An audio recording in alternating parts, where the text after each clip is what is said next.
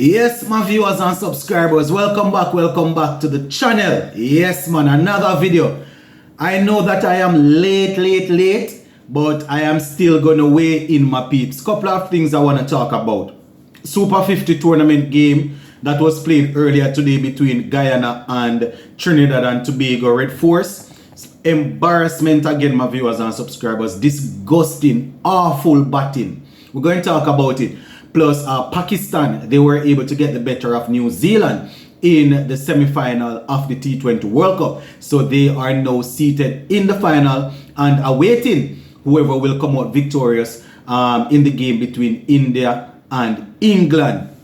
Going to talk about all of it. Just make sure you watch the video until the end. And if you have not yet subscribed, I don't know what you are waiting on. Subscribe to the channel, become a part of the family. Hit that post notification bell. Alright, so we're going to start off with the Guyana versus Trinidad and Tobago Red Force game. And as I am recording this video, we currently have a game going on.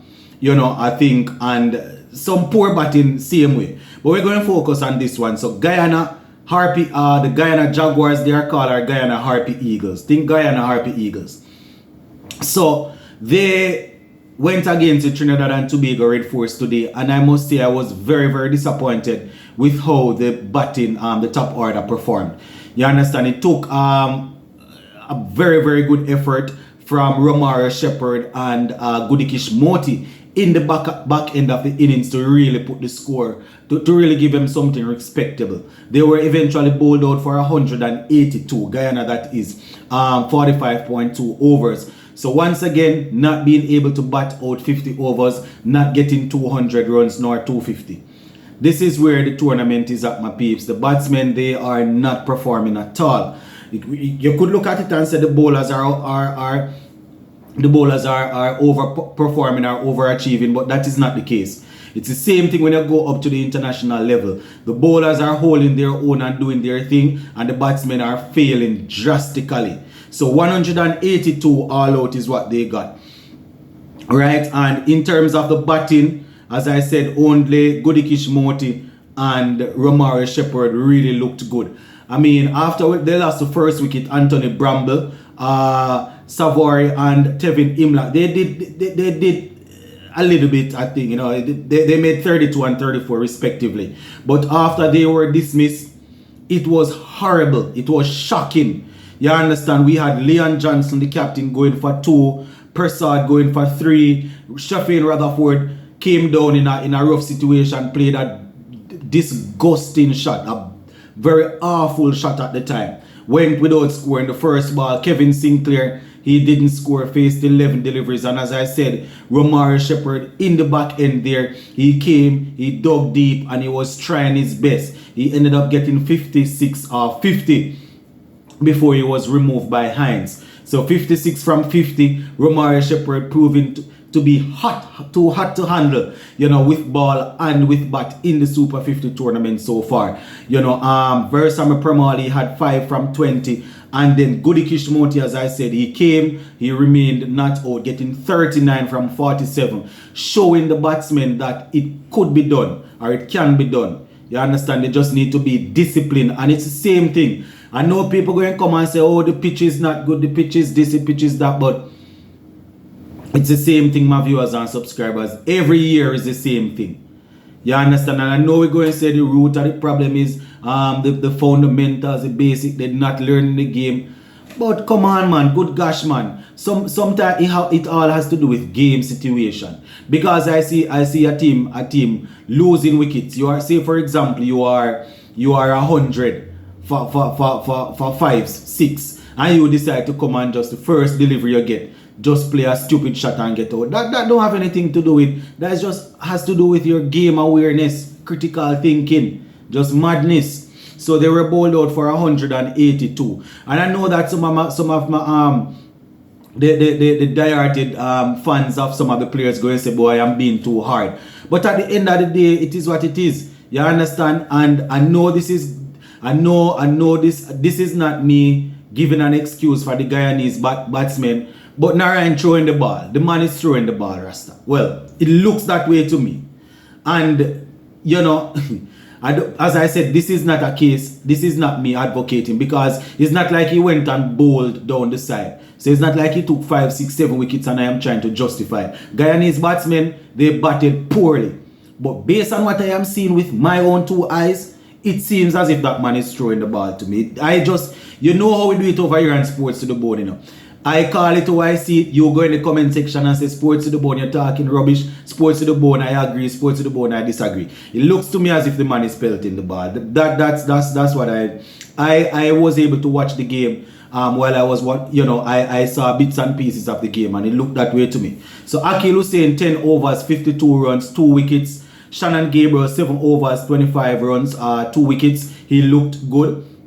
Yannick Carrier 3 for 30. 10 overs. Narayan bowled 10 overs, 34 runs, didn't pick up any wicket, and that is basically how it went. Now, when it was time for the Guyanese to defend it, rain came, but it didn't last too long. So the Trinidad and Tobago team, they were able to get 183 for 4, chasing down that 182, and they chased it down in 34.3 overs.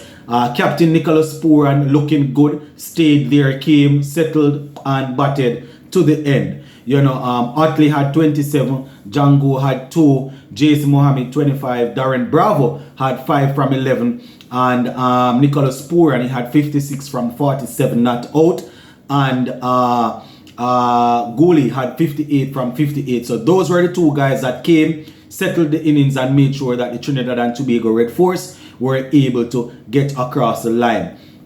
Now, bowling for Guyana, Goody Kishmoti bowled 8 overs, gave away 44 runs, and picked up 2 wickets, while Pestano was able to pick up a wicket. Romaro Shepherd had 4 overs, 1 maiden, 21 runs, and was not able to pick up any. So Trinidad and Tobago Red Force taking that game by 6 wickets and 93 deliveries to spare. So shout out to Trinidad and Tobago Red Force for winning that game. You know who I am, my viewers and subscribers. The people of Trinidad listening, you can't say that I am not giving credit where credit is due. I am happy how the captain, Nicholas Pooran, came, settled the innings. And I want Nicholas Pooran to be successful, not only because of Trinidad. Well, I couldn't care less about it if Trinidad wins the tournament or not. I am worried about his international career and his batting. That is why I want him to perform. You understand? So I give credit where credit is due. But I can also call what I am seeing. Narayan looks as if he's throwing the ball. And I know I'm going to get stick for saying it, but I am almost certain that people are seeing it, but they're not saying it. I am no expert. I am not looking with a microscope. So this is not me saying 100% he's throwing, because obviously you have to use the microscope and all of that to look at the angles. But I am playing cricket for all of my life, and if that is not throwing, I don't know what is. So let us move on. So the semi-final that was played earlier today in the T20 World Cup, I think we have one coming up later on between England and India. But the one that was played earlier today, I want to talk about it. Pakistan getting the better of New Zealand. Yeah, man, Pakistan getting the better of New Zealand, my viewers and subscribers.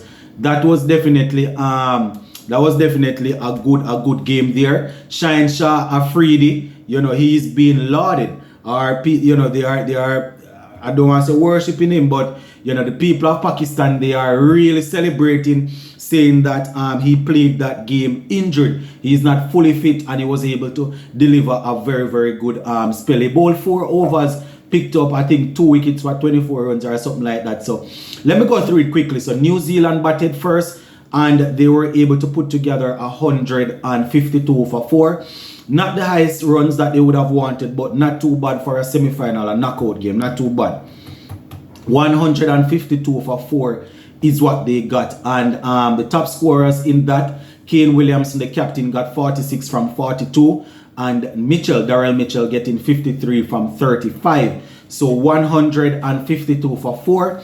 And as I would have indicated, Shaheen Shah Afridi picking up 2 wickets for 24 runs from his 4 overs, leading the attack there. Now, when it was time for Pakistan to bat, 2 batsmen that have been in very, very good form. Well, not necessarily in the T20 World Cup, but generally speaking, when these 2 guys perform, Pakistan tend to win games.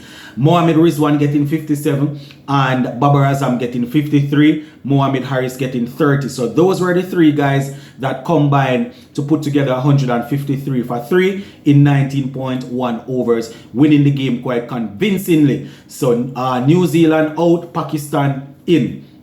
And I can tell you the Pakistan people, some former players, you know, people like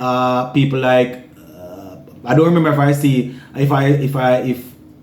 Shahidi Afridi was one of them. I think Akhtar, quite a few of the past players posting messages on social media telling India that, here what, we are waiting on you guys in the finals. That would definitely be a very interesting finals if Pakistan and India were to make it. In the game between England and India, I wouldn't necessarily be upset if England wins, but I would have predicted that India is going to win the tournament. So obviously I am going to be looking forward to India and lifting it. So there you have it, my peeps. Another video. I know that this one probably going to be fiery and steamy in the comment section, especially seeing that as I said, the batting was poor, and especially seeing that I went ahead and outrightly said that I personally, nobody on the commentary team said it, I personally said that I believe the great Sunil Narayan is throwing the ball. Let me know what you think in the comment section. I could be wrong. Big up.